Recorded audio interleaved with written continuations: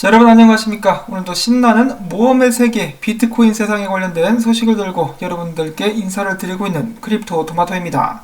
자, 일단 오늘 이제 미국 시간으로는 금요일이죠. 미국 증시는 계속해서 하락세를 나타내고 있었고 달러 같은 경우는 약간 상승한 채로 거래가 진행 중에 있습니다. 미국 증시가 힘을 못 쓰자 트럼프 대통령이 좀 약을 쳐보려고 노력을 했었는데 자신이 대통령으로 선출되고 나면 바로 경기부양책을 발의하겠다라고 이야기를 한 것인데요. 약발이 그렇게 잘 듣는 것 같지는 않습니다.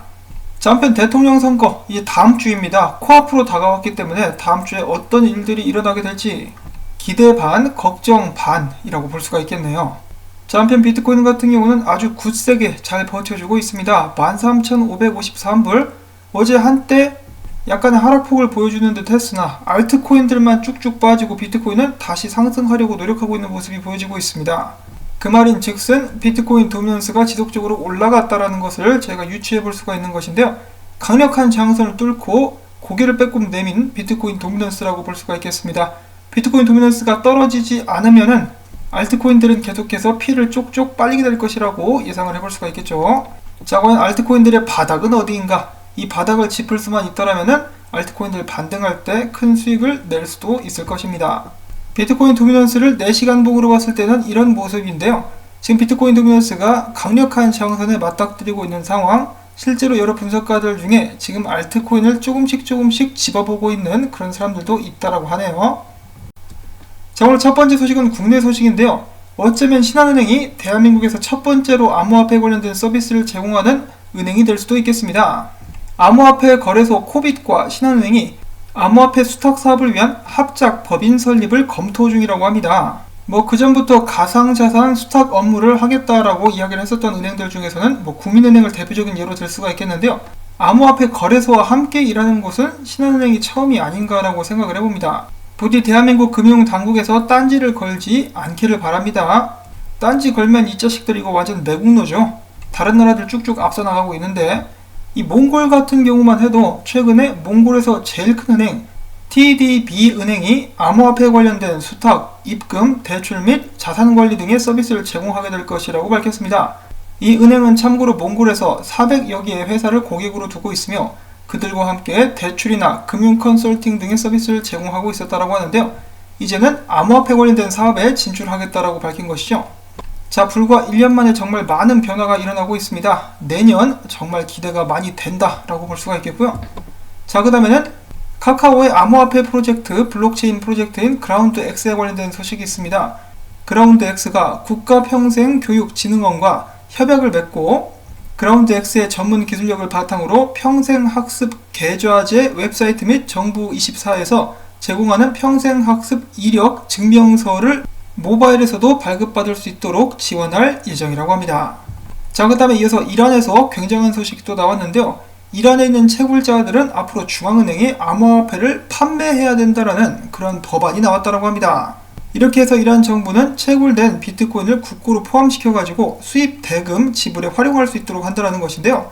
비트코인을 이용해서 지금 제재를 받고 있는 이란이 달러 및 기타 법정화폐를 우회하기 위함이다라고 매체에서는 해석을 하고 있습니다.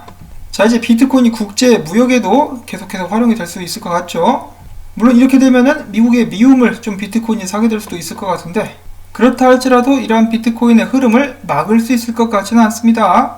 자, 그 다음에 국제적인 자산 관리사 피델리티의 자회사인 피델리티 디지털 에셋이 아시아 쪽으로 그들의 사업을 확대할 것이라고 밝힌 것인데요.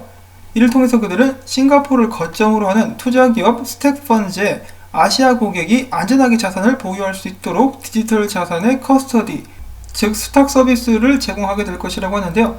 그 외 부자들을 상대로 최근 계속해서 높아져 가고 있는 암호화폐에 관련된 서비스를 제공하게 될 것이라고 합니다. 자, 그 다음에는 중국 소식이 있는데요. 전 인민은행 위원장은 중국이 디지털 위안을 통해서 궁극적으로는 중국 경제 내에서 완전히 달러의 영향력을 없애게 될 것이다 라고 이야기를 했다고 하는데요. 그와 동시에 앞으로 출시되게 되는 화웨이 스마트폰 같은 경우는 그 안에 디지털 위안을 저장할 수 있는 하드웨어 지갑이 탑재가 될 예정이라고 합니다. 중국이 작정하고 디지털 위안화에 관련된 발전을 가속화시키고 있는 그런 모습이 보여지고 있는데요. 제발 부탁이니 이것은 그 나라 내에서만 활용이 될 수 있기를 바랍니다. 중국 외로는 밖으로 삐져나오지 않았으면 좋겠어요. 자, 그 다음에 잠깐 동안 바이낸스 관련해가지고 떠들썩한 소식이 있었는데요. 바로 바이낸스가 미국의 규제기관을 속이기 위해서 문건을 허위로 작성을 한 적이 있다라고 포브스에서 보도를 한 것인데요. 이것에 대해서 짜오짱펑은 그것은 전부 사실이 아니다. 이 내용 같은 경우, 이 기사 내용 같은 경우는 제3자가 만든 문건을 기반으로 하며 누구나 이런 식으로 허위로 문서를 만들 수 있다라고 해명을 했다라고 합니다. 자, 누구 말이 맞는지 아직 정확히 모르겠지만은 이런 사건이 있었습니다. 자, 그 다음에는 국제암호화폐 거래 플랫폼 크립토닷컴에서 제공하는 비자 카드에 관련된 소식이 있는데요. 최근에 카드 발급을 위한 CRO 스테이킹 숫자에 변동이 있었다라고 하는데요. 참고가 되실 수 있기를 바라고, 또한 지금 현재 기존의 카드 사용자분들께서는 기존의 카드를 업그레이드 시키는 그런 카드 신청은 가능하시나, 지금 현재 카드를 좀 사용해 보려고 하시는 분들 신규 카드 신청 같은 경우는 임시적으로 발급이 중단된 상황이라고 합니다. 나중에 새로운 업데이트가 있으면 또 알려드리도록 하겠고요. 자, 그 다음에는 체인링크 관련된 소식이 있습니다. 최근에 컴파운드의 마수로 떠오르고 있는 이지파이가 체인링크가 제공하는 가격 지표 데이터를 활용하겠다라는 소식이 나왔었습니다. 자, 그 다음에는 이더리움에 관련된 소식들, 최근에 열린 99차 이더리움 코어 개발자 회의에서 이더리움 베를린 하드포크가 앞으로 몇 개월 내에 진행될 계획이며 12월로 예정된 이더리움 2.0 비콘 체인 출시 후 1월 진행을 목표로 개발 중에 있다고 합니다. 이더리움 2.0에 관련된 개발이 착착 진행 중이 아닌가 싶고요. 자, 그 다음에 이더리움 클래식 같은 경우는 기존의 WBTC처럼 이더리움 클래식을 이더리움 계좌에 묻고 이더리움 ERC20 블록체인 상에서 활용될 수 있는 새로운 토큰인 WETC를 출시하겠다라고 밝혔습니다. 이더리움 블록체인이 인기가 제일 많죠. 자, 그 다음으로 해서는 비트코인 관련된 소식들로 들어가 보도록 하겠는데요. 최근에 그레이스케일이 공식 트위터를 통해서 이렇게 이야기를 했습니다. 기회를 제공한다는 측면에서 비트코인에 대한 주목도는 계속해서 높아지고 있으며, 최근 그레이스케일에서 자체 진행한 설문조사에 따르면 미국 투자자의 59%가 비트코인의 성장 전망에 동기부여를 받았다. 그러면서 투자에 대한 관심이 지속적으로 높아져 가고 있다라고 이야기를 하고 있는 것인데요. 경제나 투자, 자산 관리에 대해서 개미의 발가락만큼의 관심이라도 있는 사람이라면 달러의 약세에 대해서 들어보지 않았을 리가 없겠죠. 그러면서 지금 현재 금리도 0%인데 돈을 어디 둘 데가 없으니까 당연히 투자에 대한 관심은 높아지게 될 것이고, 그 중에 가장 큰 상승률을 기록하고 있는 비트코인, 더욱더 많은 사람들의 구미를 당길 수밖에 없을 것입니다. 그와 동시에 비트코인 같은 경우는 새로운 신기록에 도전을 하고 있다고 하는데요. 비트코인이 $10,000 위에서 머무른 그 기간이 거의 100일이 되어간다고 합니다. 이제 4일 남았다고 하는데, 공교롭게도 그 4일, 100일째 되는 날이 미국 대통령 선거라고 하네요. 뭔가 좀 이렇게 운명적인 그런 느낌이 나는데요. 비트코인이 무사히 $10,000불 위에서 100일을 맞이할 수 있기를 바라봅니다. 자, 그런가 하면 미국 매체의 관심도, 비트코인에 대한 관심도 증가하고 있다고 이야기를 하는데요. 이 크립토 비트코인 크리스에 의하면은 폭스 비즈니스 같은 경우는 비트코인에 대해서 그동안에 다룬 적이 거의 없었다고 합니다. CNBC가 주로 비트코인에 대해서 이야기를 많이 하는 매체인데요. 그런데 이번에 폭스 비즈니스에서도 비트코인이 $100,000까지 갈 것이다, 이런 식으로 이야기를 하는 모습이 포착이 되었다고 하는데, 이런 식으로 대중 매체에서 비트코인에게 큰 관심을 보여주는 것은 대부분 좋지 않게 끝났었던 경우들이 많이 있었죠. 그렇게 봤을 때 약간 좀 불안하기는 한데, 과연 이번에는 어떻게 될 것인지. 다만 한 가지 확실한 것은 이전에 비해서 경제 환경이, 거시적 경제가 꽤 크게 변하고 있다는 것인데요. 붓 이번에는 오히려 비트코인의 상승의 촉매제가 될 수 있기를 바라봅니다. 자, 그 다음은 비트코인 분석들로 넘어가 보도록 하겠습니다. OKX의 분석가 네오가 이야기를 합니다. 비트코인이 $12,900 선에서 반등에 성공을 했다. 지속적인 상승을 위해서는 $14,000를 돌파해줘야 된다라고 이야기를 했는데, 14,000불대가 굉장히 강력한 저항선으로 남아있는 상황. 그럼에도 불구하고 비트코인 같은 경우는 저점을 계속해서 올려주고 있는 굉장히 긍정적인 모습을 보여주고 있는데요. 그러면서 이 살짝쿵 포물선 상승을 이어나가고 있습니다.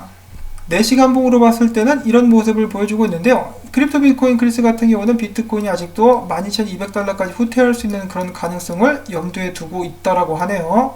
자, 과연 주말 동안의 암호화폐 시장이 어떤 식으로 움직이게 될지 많은 사람들의 관심이 집중이 되고 있는데요. 특히나 이번 주말이 중요하게 될 이유가 바로 월봉 마감을 코앞에 앞두고 있기 때문인데요. 이대로 간다라면 비트코인은 역사상 두 번째로 높은 월봉 마감을 맞이하게 될 것입니다. 여러가지 지표나 상황으로 봤을 때 지금 현재 비트코인 상황이 너무너무 긍정적이어가지고 오히려 좀 불안하기까지 한 그런 상황이라고 볼 수가 있겠는데요. 그래도 그냥 이것은 기후에 불과하고 쭉쭉 올라가서 비트코인이 전고점을 탈환할 수 있기를 강력하게 바라봅니다. 자, 한편 지금 현재 암호화폐 시장의 심리 상태 같은 경우는 탐욕 단계에 아직도 머물고 있는데요. 여기서 조금만 더 올라가면 다시 극단적 탐욕 단계로 접어들게 됩니다. 자, 비트코인 향후 움직임에 대해서 주목해 보기로 하면서 오늘 준비한 영상은 여기서 마무리를 짓도록 하겠습니다. 오늘도 이런저런 소식들 한데 모아서 잘 봤다라고 생각하시는 분들께서는 제가 계속해서 이렇게 열심히 일할 수 있도록 오늘도 토마토밭에 따뜻한 햇빛 뿌리기 부탁을 드립니다. 여러분들 한 분 한 분의 도움에 힘입어서 이 채널은 유지가 되고 있고요. 다시 한번 감사의 말씀을 전해드리면서 저는 이만 물러가도록 하겠습니다. 안녕히 계십시오.